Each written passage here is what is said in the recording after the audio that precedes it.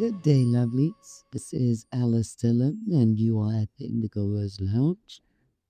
I hope you're comfortable or getting sold. Pull up a throw, snuggle in, and spend some time together. And today, continuing on the subject of love in another application.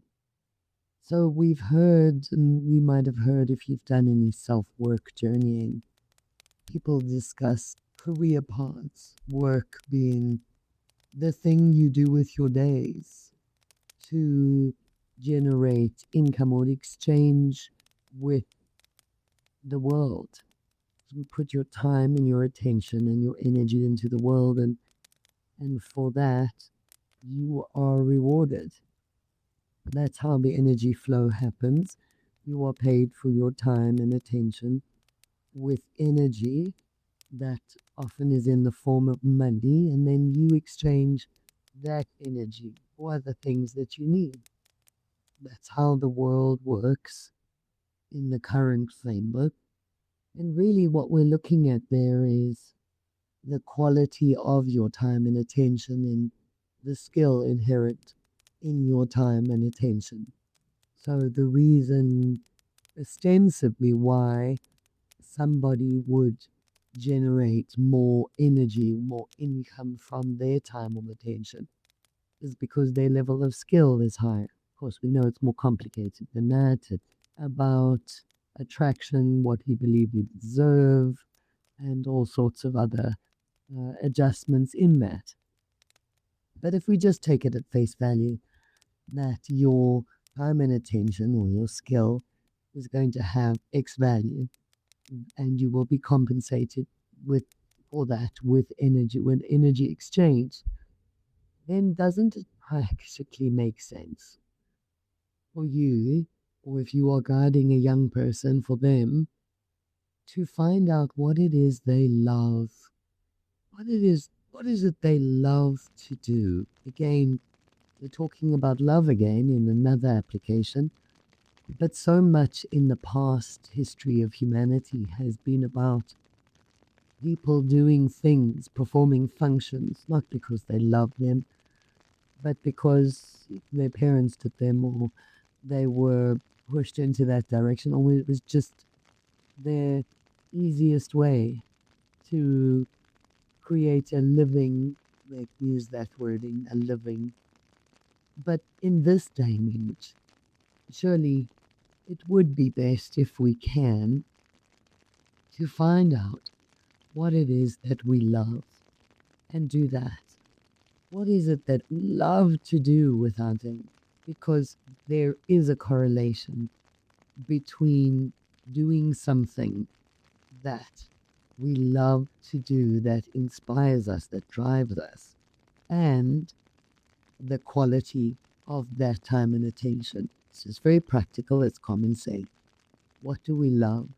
So I can tell you that my relationship with love is vast and long, and I've come many, many miles from where I started looking at love as a concept.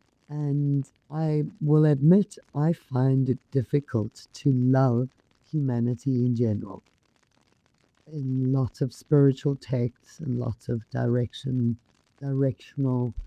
scriptures, we have this instruction to love humankind, to love humanity. And I find that a tough one. I do. And I think many indigo adults, many children who grew up indigo, struggle with the same concept. We find it difficult to love these people that have done all of these crazy things that we know are not true, that are inauthentic, who lie, who their behavior just turns us off. And I'll tell you what, I do not find it hard to love. You guys, indigos, anyone who has walked this path, struggled as a child, whatever your form your struggles took, if you hear spirit, if you are connected with spirit, if your human experience is spirit driven and spirit inspired, I love you. I just do. I love you. I love my clients. I love my students. In this context, it is my easiest place of love. And so I know that this is what I am meant to be doing because I find it so easy to love here. All of you that are searching and seeking and trying to make sense of this additional stream of information that you've lived with all your lives and never known what to do with. And then when you do manage to resource information, you're confronted with a wall of a whole bunch of gobbledygook that seems to make no sense. But you want to make sense of this. You feel it's important. And you're striving to make your additional capacity. You know you've got something special about you that's always felt like a burden, but somewhere in you, you know that there's a good application to all of this. And you, all of you, I adore you. I just do. And so for me to do with my days what I do, which is create content, write books, focus my energy and attention on the healing of the indigos, the spiritually perceptive, the empath, that's my joy. And my joy means that in this context is the best thing I could be doing. Yes, I have other skills. Yes, sales and marketing is something I spent many years doing. Yes, I'm a Reiki Master. I teach Reiki. I love that too because it means giving someone the tools to reach and reconnect with their spirit selves. It's, again, the same ambit, the same area. So what is it that you love? What is it that you love to do? Someone I know loves solving problems, loves solving challenges, finding solutions to challenges. That's the core of what they love. And the application of that, because of their training and experience, happens to be in IT, but it could be in any area. It could be in engineering, it could be somewhere else. As long as they're getting to find a problem and solve it, they're in their bliss. They love that. And in that environment, they connect with love. And so love really has more applications. Finding a place of love for the self has more applications than the world gives it credit for. That you find something that you would get you to bound out of bed every day looking forward to doing. That is your calling. That is the thing that will elevate your state of being into love most of the time. And in that state of being, in that elevated state of being, in love, you are so much more valuable to the world. Because any offer made in love, in a state of love and joy, is just more, it's just better, it's just yummier than any action done because somebody felt they had to, or they were forced to, or they had to pay their rent. You know, those doings are not inspiring. Those doings are admirable in one sense, somebody fulfilling their obligations or their responsibilities, but they feel heavy. People don't love what they're doing. You can see it, you can feel it, you can sense it. It's like calling into a call center. And the poor person at the other end of the line just hates what they're doing. You can tell that. And shame, that never goes terribly well for anybody. So even if you're in a place now where you have a task that you fulfill every day that you don't love, it's a really good idea to start exploring what it is you do love.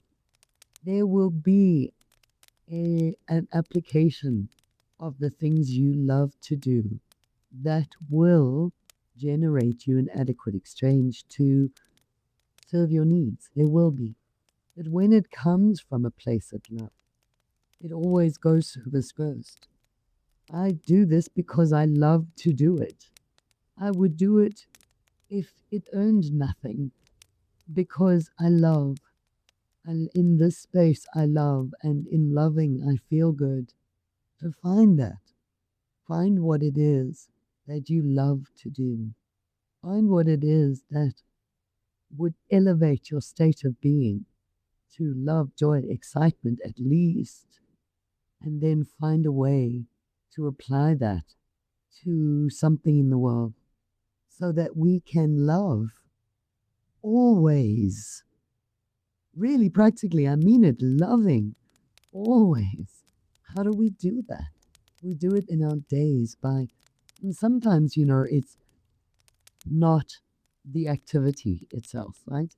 So, a friend of mine who is in the restaurant business, and yes, she loves her culture and her food is of her culture, and so she loves that. But it's not necessarily food or even restaurants that she loves. She loves interacting with people. She loves being able to go from table to table and just have a little conversation with this person and a little conversation with that person. She loves that.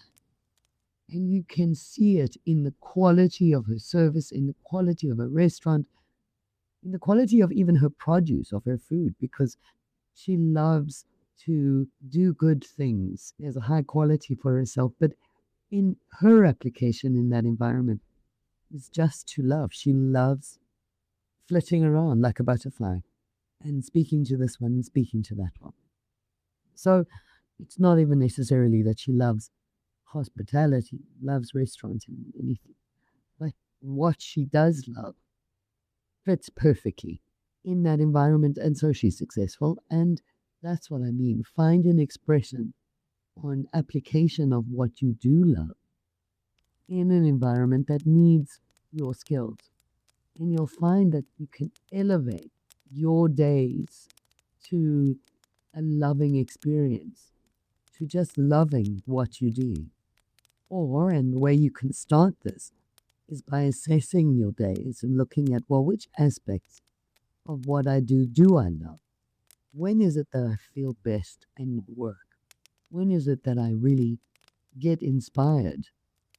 And then dig down on that and you'll find the aspects of what you do, your busyness, that you can focus on and enhance and see if there are greater applications for that specific aspect or that specific aspect of your being. Because when every person, can you imagine a world where every human being jumps out of bed in the morning, rushes off to get something done that they love and that they just revel in, and can you imagine the trip to the grocery store then? Can you imagine what the world would look like if people were encouraged to find out what they're passionate about, find out where their particular makeup is suited, and let them train and experience and focus there in whatever it is that they love. So love really has more applications in our day-to-day than just Valentine's cards or heart-shaped sweets. It really has a greater application in our guidance. What is best for me? Well, what do I love? What feels more like love to me? What would I love doing? What aspects of what I do I love? You couldn't get me to do anything other than what I do because I love doing it and I love the people that I interact with and I love what I am able to do within this context. It's just a loving experience. When I write, I love, it's like a love letter out into the world. And so I immerse my days as far as I can in every possible opportunity in love because that's best for me and for everyone I encounter. You can too. You can find what it is you love. You find a way to do it as much as possible in all of your days so that your frequency of your being is elevated. You'll have higher access to healing, inspiration, and guidance in your day. Your days will be filled with love. All.